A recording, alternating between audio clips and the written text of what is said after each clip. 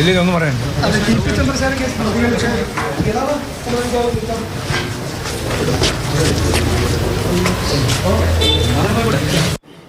Felix തുടരുന്നുണ്ട്. Felix തന്നെയാണ് MV ഗോവിന്ദനോട് ഇതുമായി ബന്ധപ്പെട്ട പ്രതികരണം തേടിയത്. എന്തുകൊണ്ടാണ് ഒരു പ്രതികരണം പോലും നടത്താതെ പോകേണ്ടി വരുന്ന ഒരു സാഹചര്യത്തിലേക്ക് പാർട്ടി സെക്രട്ടറി എത്തുന്നത്?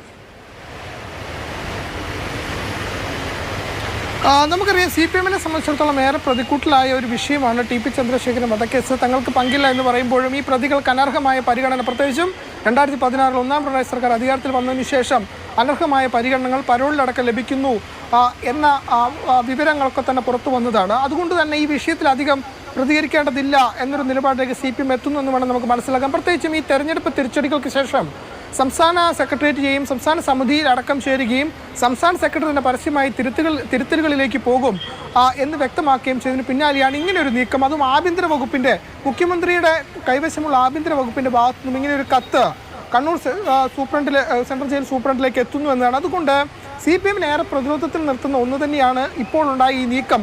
പ്രത്യേകിച്ചും ഒരു തിരഞ്ഞെടുപ്പ് തിരിച്ചടികൾക്ക് പിന്നാലെ ഇങ്ങനെയൊരു നീക്കത്തിലേക്ക് കൂടി സർക്കാർ പോകുമ്പോൾ അത് വലിയ രീതിയിൽ തിരിച്ചടി ഉണ്ടാക്കും എന്ന് പാർട്ടിക്കറിയാം.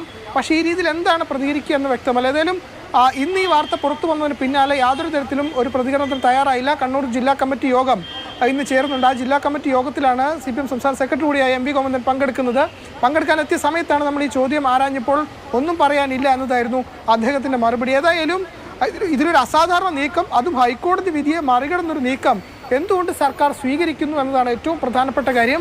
മാസങ്ങൾക്ക് മുമ്പ് മാത്രമാണ് ഇങ്ങനൊരു ഹൈക്കോടതി വിധി പുറപ്പെടുവിച്ചത്. 20 വർഷത്തിനുള്ളിൽ ഒരു ഇളവും നൽകരുതെന്ന്. അതിനിടയിൽ അവർക്ക് പരോൾ അനുവദിച്ചു. പരോൾ അനുവദിച്ചതിന് 5 പ്രതികൾക്കാണ് ഒറ്റയടിക്ക് കണ്ണൂർ ഈ സജിത്തും ഒപ്പം തന്നെ TK രജീഷ്, മുഹമ്മദ് ഷാഫി അടക്കമുള്ള 5 പ്രതികൾക്കാണ് ഒരു മാസം മുമ്പ് ഈ പരോൾ അനുവദിച്ചത്. അതിന് പിന്നാലെയാണ് ഇപ്പോൾ ശിക്ഷാ ഇളവിനായുള്ള നീക്കത്തിലേക്കും പോകുന്നത്. തീർച്ചയായിട്ടും CPM-നെ സംബന്ധിച്ചിടത്തോളം ഏറെ പ്രതിരോധത്തിൽ നിർത്തുന്ന ഒരു തീരുമാനമാണ് സർക്കാരിൻ്റെ ഭാഗത്തുനിന്ന് തന്നെ ഉണ്ടാകുന്നത് എന്നതാണ്. നിയമപരമായി ഇതിനെ KK രമ നേരിടുമെന്ന് പറയുമ്പോൾ എന്തായിരിക്കും ഇതിന്റെ ഭാവി എന്നതൊരു പ്രധാനപ്പെട്ട ചോദ്യമാണ്. എല്ലാ റൈറ്റും ഉണ്ട്, അതാണ് ഫെലിക്സ്. പിന്നെ എന്തുകൊണ്ടെന്നുള്ളതാണ്. ഇപ്പം നമ്മൾ ഇത് ജയിൽ സൂപ്രണ്ടിന്റെ കത്ത് വായിക്കുകയാണെങ്കിൽ ഒരു ഏതൊക്കെ തരത്തിൽ ഈ TP ചന്ദ്രശേഖരന്റെ കൊലപാതക കേസിലെ പ്രതികളല്ല, അതായത് ആ രീതിയിൽ ഒളിപ്പിച്ച് കടത്താൻ ശ്രമിക്കുകയാണ് ആ 3 പേരുകളും. കാരണം നമുക്ക് ആരാണെന്ന് പോലും മനസ്സിലാകാത്ത തരത്തിലാണ് അതിൽ അവരുടെ പേരുകൾ പറയുന്നത് അല്ലെങ്കിൽ എഴുതിയിട്ടുള്ളത്.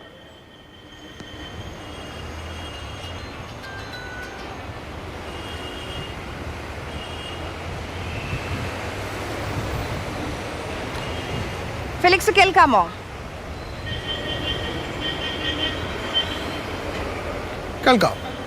ഞാൻ ചോദിച്ചത്, ഈ തരത്തിൽ ഇപ്പം പാർട്ടി സെക്രട്ടറിക്ക് മൗനം അവലംബിക്കേണ്ടി വരുന്നു, വലിയ രീതിയിൽ ചർച്ചയാകുന്നു. ഒരു ഭാഗത്ത് ലോക്സഭാ തെരഞ്ഞെടുപ്പിലെ തോൽവി, അതുമായി ബന്ധപ്പെട്ട ചർച്ചകളൊക്കെ ഇപ്പോൾ കഴിഞ്ഞ പല ഭാഗത്തുനിന്നുള്ള വിമർശനങ്ങൾ ഉൾക്കൊണ്ട് മുന്നോട്ട് പോകുമെന്ന് പാർട്ടി തന്നെ തീരുമാനിക്കുകയാണ്.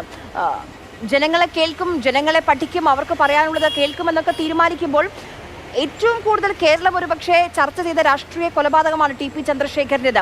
അതിലെ പ്രതികൾക്ക് എന്നും സർക്കാരിന്റെ ഭാഗത്ത് നിന്ന് ലഭിച്ചിരിക്കുന്ന ഇളവുകളെക്കുറിച്ചും ആനുകൂല്യങ്ങളെക്കുറിച്ചുമൊക്കെ ജനങ്ങൾ ചർച്ച ചെയ്യാറുണ്ട്.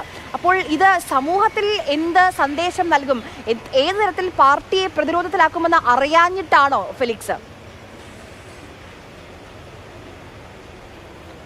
തീർച്ചയായിട്ടും ഒരുപക്ഷെ ഇങ്ങനെയൊരു നീക്കം ആഭ്യന്തര വകുപ്പിൻ്റെ ഭാഗത്തു നിന്നും ഉണ്ടാകുമ്പോൾ അത് സംസ്ഥാന സെക്രട്ടറിയോ പാർട്ടിയോ അറിഞ്ഞിട്ടുണ്ടോ എന്നതാണ് പ്രധാനപ്പെട്ട ചോദ്യം. അങ്ങനെയൊരു ആലോചന പാർട്ടിയുമായി നടത്തിയിട്ടാണോ ഇങ്ങനെയൊരു നീക്കം ആഭ്യന്തര വകുപ്പ് നടത്തിയെന്നൊരു പ്രധാനപ്പെട്ട ചോദ്യമാണ്. അതുകൊണ്ട് ഇതിലെന്തായിരിക്കും പാർട്ടി സെക്രട്ടറിയുടെ നിലപാടെന്നത് പ്രധാനമാണ്. ഏറ്റവും പ്രധാനപ്പെട്ട കാര്യം CPM-നെ ഏറെ പ്രതിരോധത്തിൽ നിർത്തുന്ന ഒന്ന് തന്നെയാണ് ഇങ്ങനെ ഒരു ശിക്ഷാ ഇളവ് ഈ പ്രതികൾക്കും. അത് ആര് സൂചിപ്പിച്ച പോലെ തന്നെ 2012 കൊലപാതകം നടന്നു എന്ന് മാത്രമല്ല, അതിനുശേഷമുള്ള തെരഞ്ഞെടുപ്പുകളൊക്കെ തന്നെ വലിയ തിരിച്ചടി ഉണ്ടായി. ഏറ്റവും ഒടുവിൽ ഈ 2024 ലോക്സഭാ തെരഞ്ഞെടുപ്പിലടക്കം ഇടതുപക്ഷത്തിന് വലിയ ശക്തിയുള്ള വടകരയിലടക്കം 1 ലക്ഷത്തിലധികം വോട്ടിൻ്റെ ഭൂരിപക്ഷത്തിന് അതും KK ശൈലജയെ പോലൊരു സ്ഥാനാർത്ഥി തോൽക്കുന്നു. അതിലൊക്കെ തന്നെ കാരണമായ TP ചന്ദ്രശേഖരൻ വധക്കേസ് പോലൊരു കേസിലെ പ്രതികൾക്കാണ് ശിക്ഷാ ഇളവ് നൽകാൻ.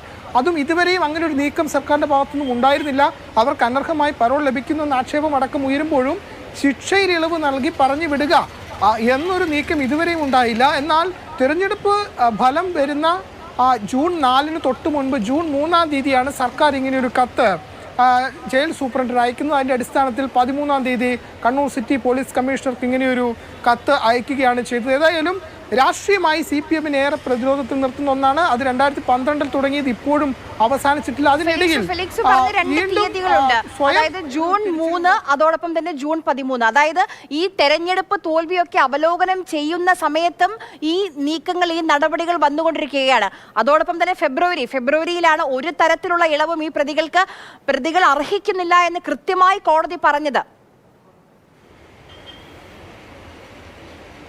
തീർച്ചയായിട്ടും CPM സംസ്ഥാന സമിതിയും സംസ്ഥാന സെക്രട്ടേറിയറ്റ് യോഗവും ഒക്കെ ചേരുന്ന സമയത്താണ് ഒരു വശത്ത് സംസ്ഥാന സെക്രട്ടേറിയറ്റിലും സംസ്ഥാന സമിതിയിലും മുഖ്യമന്ത്രി അടക്കം പേരെടുത്ത് വിമർശിക്കുകയും ഒക്കെയുള്ള നടപടികൾ ഈ അംഗങ്ങളുടെ ഭാഗത്തുനിന്നും ഉണ്ടാകുമ്പോഴാണ് മറുവശത്ത് ഇത്തരമൊരു നീക്കം സംസ്ഥാന സർക്കാരും ആഭ്യന്തര വകുപ്പും നടത്തുന്നതെന്നാണ് ഏറ്റവും പ്രധാനപ്പെട്ട കാര്യം. തിരുത്തുമെന്ന് പറയുമ്പോഴാണ് ഒരു വശത്ത് ഈ പറയുന്ന പ്രതികൾക്ക് അനുകൂലമായുള്ള നിലപാടുകൾ ഉണ്ടാകുന്നത്. TP ചന്ദ്രശേഖരൻ വധക്കേസ് പ്രതികൾക്ക് വലിയ രീതിയിലുള്ള ഇളവുകൾ സർക്കാരിൻ്റെ ഭാഗത്ത് നേരത്തെ ഉണ്ടായിട്ടുണ്ട് എന്നൊരു ആക്ഷേപം ഉയർന്നിരുന്നു. പ്രത്യേകിച്ചും പരോളിലടക്കം ഞാൻ നേരത്തെ സൂചിപ്പിച്ച പോലെ തന്നെ ഈ പ്രതികൾക്കൊക്കെ ഇപ്പോൾ ഈ ശിക്ഷാ ഇളവ് നൽകുന്ന പ്രതികൾക്ക് ഈ ഉന്നത രാഷ്ട്രീയ നേതാക്കളുമായി ബന്ധമുണ്ട് എന്നൊരു ആക്ഷേപം നേരത്തെ തന്നെ ഉയർന്നതാണ്. അതിന് തെളിവുണ്ട്.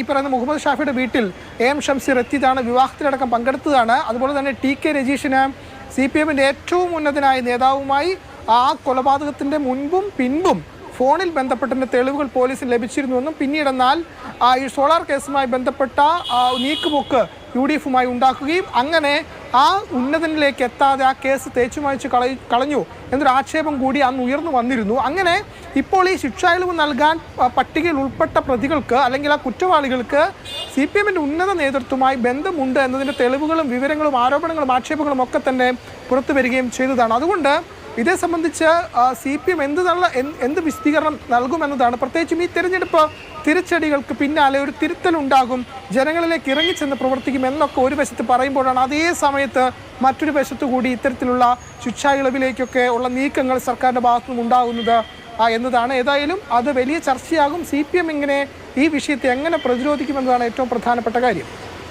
ശരി, നമ്മൾ ഈ സംസാരിക്കുന്ന സമയത്തും ഈ പറയുന്ന പ്രതികളെല്ലാം പരോളിലാണ്. ഒരുപക്ഷെ വീട്ടിലിരുന്ന് ഈ വാർത്തയൊക്കെ സുഖമായി കണ്ട് ചിരിക്കുന്നുണ്ടാകാം, അറിയില്ല. എന്തായാലും ഈ സർക്കാർ തീരുമാനമെടുത്തതേ ഉള്ളൂ, അതിന് നടപടികൾ തുടങ്ങിയിട്ടുള്ളൂ. അതിന്റെ പ്രൊസീജിയേഴ്സ് പൂർണ്ണമായും പൂർത്തിയായിട്ടില്ല. ഗവർണറൊക്കെ ഒപ്പിടേണ്ടതുണ്ട്. ഒരു പക്ഷേ അദ്ദേഹത്തിന് ഒപ്പിടാതിരിക്കാം. അതല്ല, നമ്മൾ നേരത്തെ പറഞ്ഞതുപോലെ ഇത് കോടതി അലക്ഷ്യമാണ്, കോടതിയുടെ അവഹേളനമാണ്. അപ്പോൾ KK രമ അതല്ലെങ്കിൽ മറ്റാർക്ക് വേണമെങ്കിലും ഇതുമായി ബന്ധപ്പെട്ട നിയമ നടപടിയുമായി മുന്നോട്ട് പോകാവുന്നതാണ്.